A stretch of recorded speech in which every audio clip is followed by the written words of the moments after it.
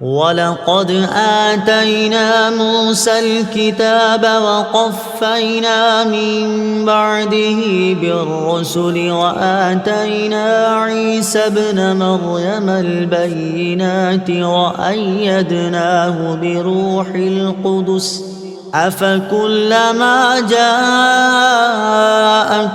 رَسُولٌ بِمَا لَا تَهْوَىٰ أَنفُسُكُمُ اسْتَكْبَرْتُمْ فَفَرِيقًا كَذَّبْتُمْ وَفَرِيقًا تَقْتُلُونَ۔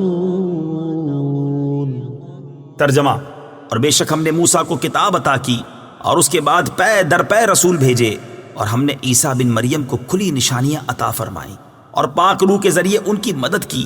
تو اے بنی اسرائیل، کیا تمہارا یہ معمول نہیں ہے کہ جب کبھی تمہارے پاس کوئی رسول ایسے احکام لے کر تشریف لایا جنہیں تمہارے دل پسند نہیں کرتے تھے تو تم تکبر کرتے تھے؟ پھر ان انبیاء میں سے ایک گروہ کو تم جھٹلاتے تھے اور ایک گروہ کو شہید کر دیتے تھے۔ وَلَقَدْ آتَيْنَا مُوسَى الْكِتَابَ، اور ہم نے موسیٰ کو کتاب دی۔ تفسیر صراط الجنان میں ہے، یہاں سے بنی اسرائیل کو دی گئی مزید نعمتیں بیان کی جا رہی ہیں۔ اس آیت میں کتاب سے توریت مراد ہے، جس میں اللہ تعالیٰ کے تمام عہد مذکور تھے۔ ان میں سب سے اہم عہد یہ تھے کہ ہر زمانے کے پیغمبروں کی اطاعت کرنا، ان پر ایمان لانا اور ان کی تعظیم و توقیر کرنا، جیسا کہ سورہ مائدہ آیت نمبر 21 میں مذکور ہے۔ وَقَفَّيْنَا مِن بَعْدِهِ بِالرُّسُلِ، اور اس کے بعد پے در پے رسول بھیجے۔ تفسیر صراط الجنان میں ہے، حضرت موسیٰ علیہ السلام کے زمانے سے حضرت عیسیٰ علیہ السلام تک متواتر انبیاء کرام علیہ السلام آتے رہے۔ ان کی تعداد 4000 بیان کی گئی ہے۔ یہ سب حضرات موسیٰ علیہ السلام کی شریعت کے محافظ اور اس کے احکام جاری کرنے والے تھے، اور چونکہ ہمارے آقا خاتم الانبیاء صلی اللہ تعالی علیہ وآلہ وسلم کے بعد نبوت کسی کو نہیں مل سکتی، اس لیے شریعت محمدیہ کی حفاظت و اشاعت کی خدمت علماء ربانی اور مجددین کو عطا ہوئی۔ آتینا عیسیٰ ابن مریم البینات، عیسیٰ بن مریم کو ہم نے نشانیاں دیں۔ ان نشانیوں سے مراد حضرت عیسیٰ علیہ السلام کے معجزات ہیں، جیسے مردوں کو زندہ کرنا، اندھوں اور برس والوں کو صحت دینا، پرندوں کی صورتوں میں جان ڈال دینا، غیب کی خبریں دینا وغیرہ، جیسا کہ سورہ آل عمران کی آیت نمبر 49 میں ہے۔ وَأَيَّدْنَاهُ بِرُوحِ الْقُدُسِ، اور پاک روح کے ذریعے اس کی مدد کی۔ روح القدس سے حضرت جبریل امین علیہ السلام مراد ہیں کہ وہ روحانی ہیں اور ایسی وحی لاتے ہیں جس سے دلوں کو حیات یعنی زندگی ملتی ہے۔ حضرت جبرائیل علیہ السلام کو حضرت عیسیٰ علیہ نبینا علیہ السلام کے ساتھ رہنے کا حکم تھا۔ حضرت عیسیٰ کے آسمان پر اٹھائے جانے تک حضرت جبرائیل علیہ السلام سفر و حضر میں کبھی آپ سے جدا نہ ہوئے، اور حضرت جبرائیل کی تائید حضرت عیسیٰ علیہ السلام کی بہت بڑی فضیلت ہے۔ حضور سید المرسلین صلی اللہ تعالی علیہ وسلم کے صدقے میں آپ صلی اللہ تعالی علیہ وسلم کے بعض امتیوں کو بھی روح القدس کی تائید میسر ہوئی۔ چنانچہ بخاری ابو داؤد کی حدیث میں ہے کہ حضرت حسان رضی اللہ تعالیٰ عنہ کے لیے ممبر بچھایا جاتا اور وہ نعت شریف پڑھتے۔ حضور پرنور صلی اللہ تعالیٰ علیہ وسلم ان کے لیے دعا فرماتے، اللہم ایدہ بروح القدس، اے اللہ روح القدس کے ذریعے حسان کی مدد فرما۔ غیر خدا کا مدد کرنا شرک نہیں۔ اس تفسیر سے یہ بھی معلوم ہوا کہ غیر خدا کی مدد شرک نہیں۔ اللہ تعالیٰ نے حضرت عیسیٰ علیہ السلام کی مدد حضرت جبرائیل علیہ السلام کے ذریعے فرمائی، اور جب حضرت جبرائیل مدد کر سکتے ہیں تو حضور پرنور صلی اللہ تعالی علیہ وسلم بھی اللہ تعالیٰ کی عطا کی ہوئی طاقت و قدرت سے یقیناً مدد فرما سکتے ہیں۔ حضور اقدس صلی اللہ تعالی علیہ وآلہ وسلم کا اپنی ظاہری حیات مبارکہ میں مدد فرمانے کا تو کثیر احادیث میں ذکر ہے، البتہ ہم یہاں 2 ایسے واقعات ذکر کرتے ہیں جن سے یہ ثابت ہوتا ہے کہ سرکار دو عالم صلی اللہ تعالی علیہ وآلہ وسلم نے اپنے وصال ظاہری کے بعد اپنی بارگاہ میں حاضر ہو کر فریاد کرنے والوں کی مدد فرمائی۔ مشہور محدثین امام ابو بکر بن مقری، ابو القاسم سلیمان بن احمد طبرانی اور امام ابو شیخ رحمت اللہ تعالی علیہم نے مزار پر انوار پر حاضر ہو کر بھوک کی فریاد کی، تو رسول کریم صلی اللہ تعالی علیہ وسلم نے ایک علوی کے ذریعے انہیں کھانا بھجوایا، اور اس علوی نے کہا، آپ لوگوں نے بارگاہ رسالت میں فریاد کی تھی تو مجھے خواب میں حضور اقدس صلی اللہ تعالی علیہ وآلہ وسلم کی زیارت ہوئی، اور حضور پرنور صلی اللہ تعالی علیہ وآلہ وسلم نے مجھے حکم فرمایا کہ میں آپ لوگوں تک کھانا پہنچا دوں۔ نمبر 2، ابو قاسم ثابت بن احمد بغدادی رحمۃ اللہ تعالی علیہ فرماتے ہیں میں نے تاجدار رسالت صلی اللہ تعالی علیہ وآلہ وسلم کے شہر اقدس مدینہ منورہ میں ایک شخص کو دیکھا کہ اس نے سرکار دو عالم صلی اللہ تعالی علیہ وآلہ وسلم کے روضہ انور کے قریب صبح کی اذان دی، اور جب اس نے الصلاۃ خیر من النوم کہا تو یہ سن کر مسجد نبوی کے خادموں سے ایک خادم آیا اور اس نے اسے تھپڑ مار دیا۔ وہ شخص رونے لگا اور اس نے فریاد کی، یا رسول اللہ صلی اللہ تعالی علیہ وآلہ وسلم، آپ کی موجودگی میں اس شخص نے میرے ساتھ ایسا کیا ہے۔ اس کی فریاد جیسے ہی ختم ہوئی تو اس خادم پر فالج گرا اور لوگ اسے اٹھا کر اس کے گھر لے گئے۔ 3 دن بعد وہ خادم مر گیا۔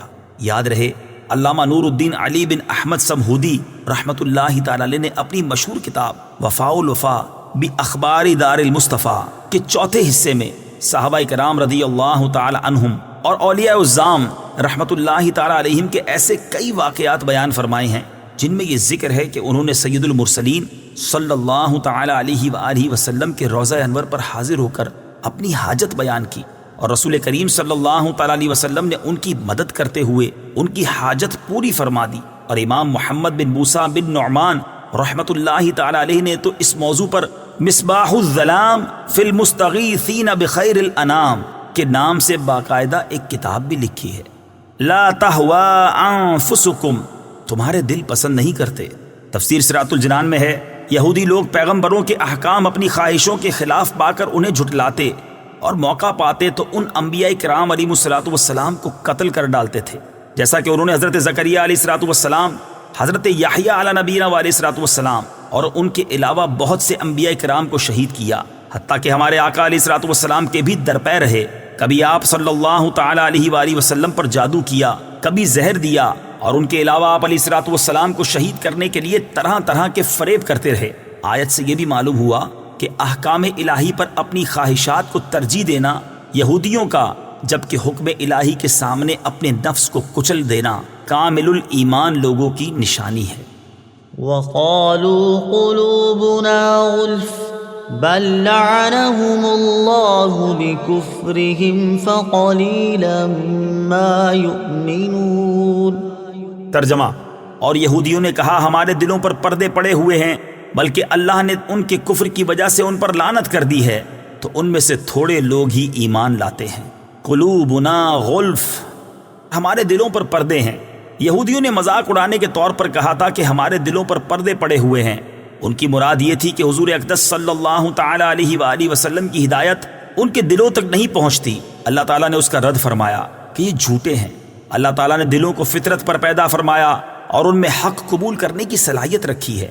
یہودیوں کا ایمان نہ لانا ان کے کفر کی شامت ہے کہ انہوں نے سید المرسلین صلی اللہ تعالی علیہ وآلہ وسلم کی نبوت پہچان لینے کے بعد انکار کیا، تو اللہ تعالیٰ نے ان پر لعنت فرمائی۔ اس کا یہ اثر ہے کہ وہ قبول حق کی نعمت سے محروم ہو گئے۔ آج بھی ایسے لوگ ہیں کہ جن کے دلوں پر عظمت رسالت سمجھنے سے پردے پڑے ہوئے ہیں۔ وَلَمَّا جَاءَهُمْ كِتَابٌ مِّنْ عِندِ اللَّهِ مُصَدِّقٌ لِّمَا مَعَهُمْ وَكَانُوا مِن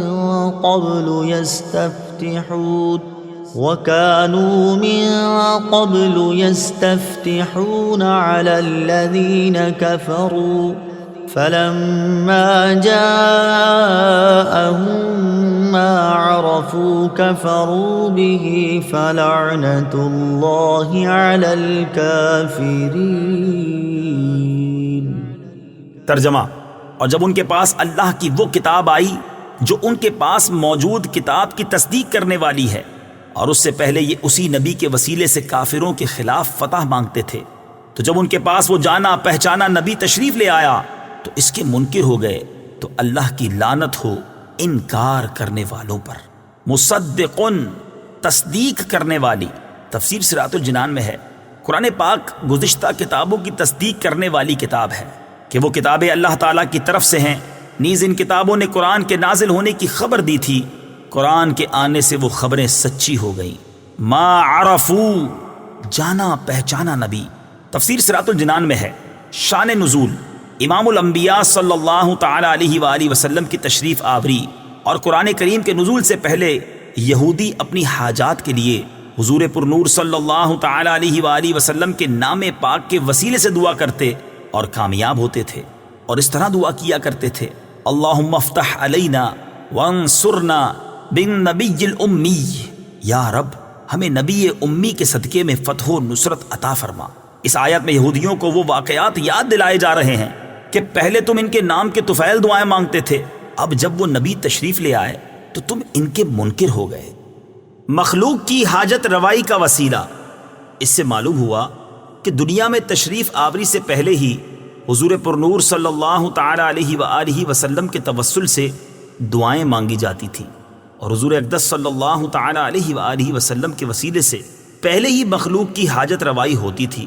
یہ سلسلہ آپ صلی اللہ تعالی علیہ وسلم کی تشریف آوری کے بعد ظاہری حیات مبارکہ میں بھی جاری رہا کہ صحابہ کرام علیہم الرضوان نبی پاک علیہ الصلوۃ والسلام کے وسیلے سے دعائیں مانگتے تھے، بلکہ اپنے وسیلے سے دعا مانگنے کی تعلیم خود حضور پرنور صلی اللہ تعالی علیہ وآلہ وسلم نے اپنے صحابہ کرام کو دی، اور آپ صلی اللہ تعالی علیہ وآلہ وسلم کے وصال ظاہری کے بعد بھی صحابہ کرام علیہم الرضوان کا یہ معمول رہا، اور سلف و صالحین کا یہ طریقہ تب سے اب تک جاری ہے، اور انشاءاللہ ہمیشہ جاری رہے گا۔ اعلیٰ حضرت رحمت اللہ تعالی علیہ فرماتے ہیں، وہ جہنم میں گیا جو ان سے مستغنی ہوا، وہ جہنم میں گیا جو ان سے مستغنی ہوا، ہے خلیل اللہ کو حاجت رسول اللہ کی۔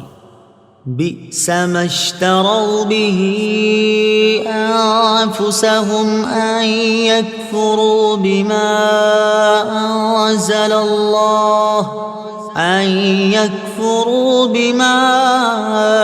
أنزل الله بغيا أن ينزل الله من فضله على من يشاء من عباده فباءوا بغضب على غضب وَلِلْكَافِرِينَ عَذَابٌ مُّهِينٌ۔